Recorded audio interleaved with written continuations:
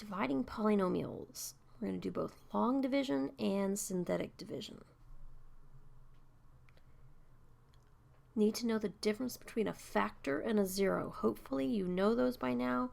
Nothing new, but it's going to be important to know what I mean when I say use the factor versus when I say use the zero. When you think about when we're doing divisions, if we're dividing a polynomial by another polynomial, what are we going to get?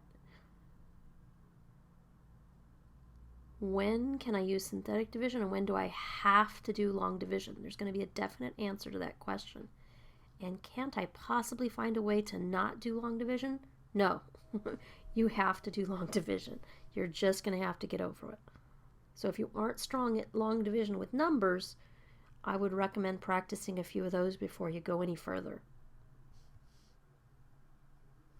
So in a way, we've been doing polynomial division, we just haven't talked about it that way. If I divide x squared minus 4x plus 4, if I divide that by x minus 2, I get x minus 2, because x minus 2 times x minus 2 is what that trinomial is equal to, and I can just divide those, and I get x minus 2. Or I can say x squared minus 7x plus 12 divided by x minus 3. That's going to be x minus 4, because I could factor x minus 3 and x minus 4. That's what that top trinomial is equal to. Divide by x minus 3. And I get x minus 4. So we've been doing this, we just haven't been calling it division. If we're factoring something, we're looking for the two things that multiply to give me that result. Well, just like if I have 48 here and 12, we can say, well, 48 is really 4 times 12, and I can divide that. Or we could do long division. Oops, 12. And we'd get 4. How would we know we were done? Because we got 0 there. So there's a few ways to kind of relate to where we're going with what we already know how to do. Again, if you're not great with long division with numbers, I would take some time doing some longer ones and, just make sure you remember the whole process. What we're going to be doing now is things like x to the 4th minus 6x cubed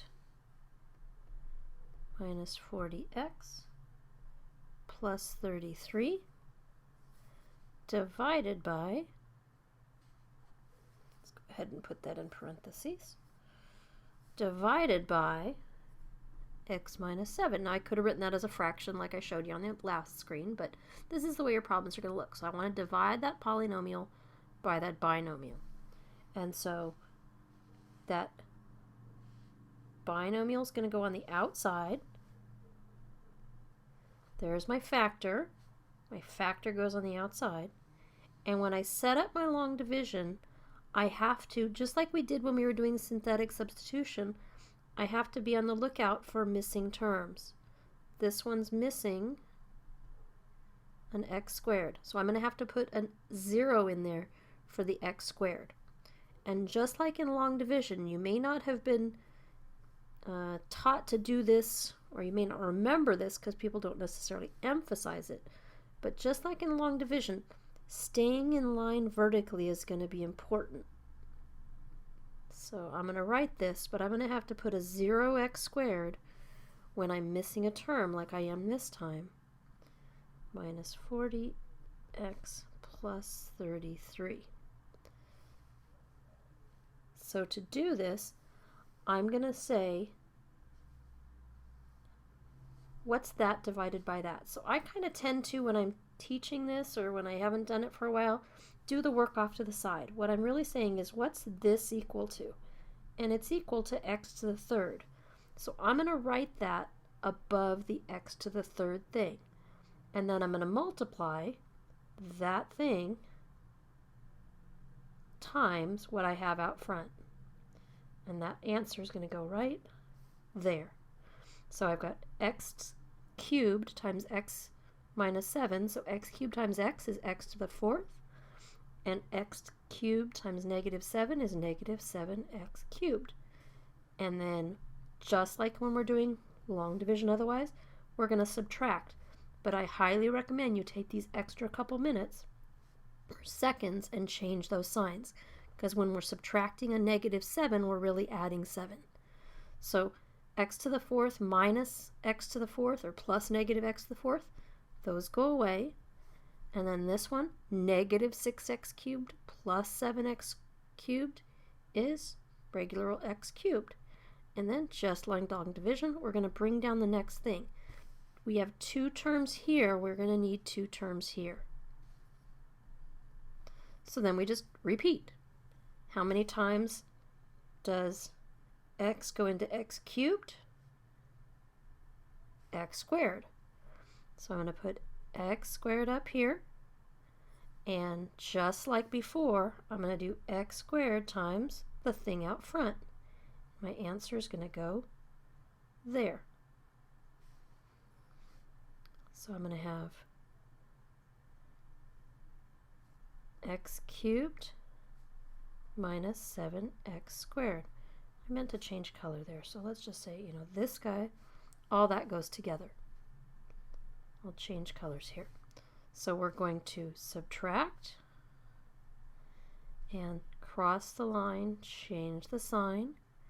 These guys go away. If that didn't go away, we would have done something wrong. So then x cubed minus x cubed goes away. 0x cubed plus 7x cubed is 7x cubed. So now we're going to bring down the next term just as if we were doing long division. And just like before, we're going to take that first thing out here divided by the first thing out in front. This time it's going to be 7x. We're going to take that thing,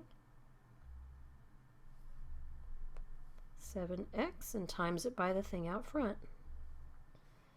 And the answer is going to go right there. So we've got 7x squared minus 49x. And then we're going to subtract, cross the line, change the sign, and we're going to get 9x here. Bring down our last term. I didn't put my 7x up at the top. That 7x was this 7x. All right, so now we're saying, what is 9x divided by x? Well, that's just 9. And then I'm going to distribute the 9 times the x minus 7. The answer is going to go right there. And 9 is going to go on top. So we've got 9x minus 63. We're going to subtract, cross the line, change the sign, and we get 96. Now, what does that mean? That means I have a remainder. We haven't done remainders in school for a long time, and after you learn them as remainders, then you learn them as a fraction. So just like we did with numbers, we don't put the plus if we've got like 3.5 or 3 2/3 or something, but we put that first thing we're using that we're dividing by as the denominator of the fraction. So that whole polynomial is my answer. My answer is x cubed plus x squared plus 7x plus 9 plus 96 over x minus 7. That is the answer. If I multiplied x minus 7 times that, I would get what I started with. Here's example 2. So this time we've got a trinomial that we're dividing by. And we're once again missing an x squared. It's just coincidence, the same one. We just have to always look and make sure we have all of our terms there. So here we've got x squared minus 3x plus 4 goes into our big long polynomial, 5x to the 4th plus 2x to the 3rd plus 0x squared minus 9x plus 12. And again, now that we've seen one done, you know that whatever we end up at the very end will be written as the numerator of a fraction with x squared minus 3x plus 4 as the denominator. So try to do this one just a wee bit faster. We just have a trinomial out here that we're using to divide. So we're just going to have to multiply 3 things this time instead of 2. I'm still going to take the first term and divide it by the first term. So in this case, it's going to be 5x squared. Notice, this time, my answer is going to start here because it's the x squared term. And I didn't make a big point of it last time, but keep your terms lined up. If you need to go back to your notes and make a note about keeping things vertically aligned with the like terms. So I'm not going to do all the work off to the side. I'm just going to kind of highlight as I go. So I'm going to take this times this, and that's going to give me 5x to the 4th. 5x squared times negative 3x is negative 15x cubed. 5x squared times 4 is 20x squared. So I'm going to subtract, which means cross the line, change the sign. Those go away. I've got 17x to the 3rd minus 20x squared, and bring down our next term.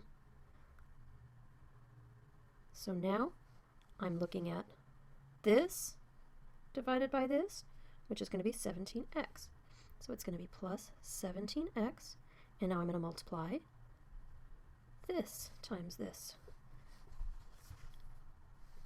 So I've got 17x cubed minus 51x squared plus 68x. Good to know your 17s. We're going to subtract, which means we're going to cross the line, change the sign. Those go away, and we've got positive 31x squared minus, got negative 9 and negative 68, so that's the same as, let's see, negative 70 and 7, negative 77 x. And so my next answer here, got 31x squared divided by x squared is just regular old 31.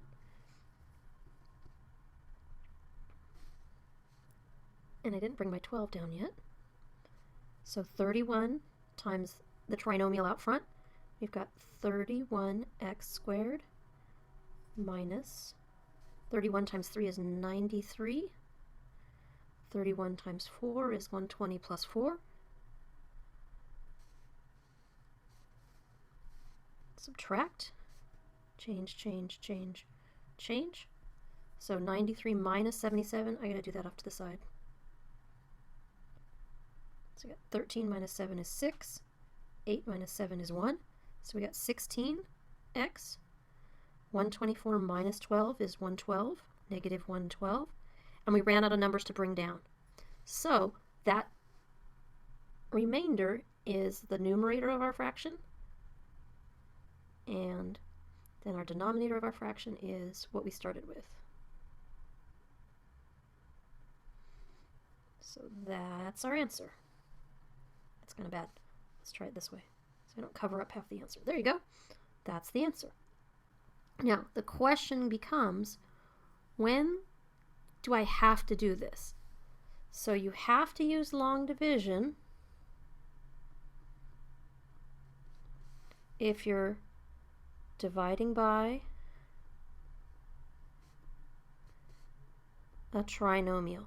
So on this one, I would have had to do long division, no other choice. And the other time that you're probably going to want to do it, you wouldn't have to, but if you have a binomial where you have a coefficient that's not 1, you're probably still going to want to do it. This is a must. Use long division. This is a probably going to want to. Because I'll show you synthetic division, and I'll show you why you probably wouldn't want to do it otherwise.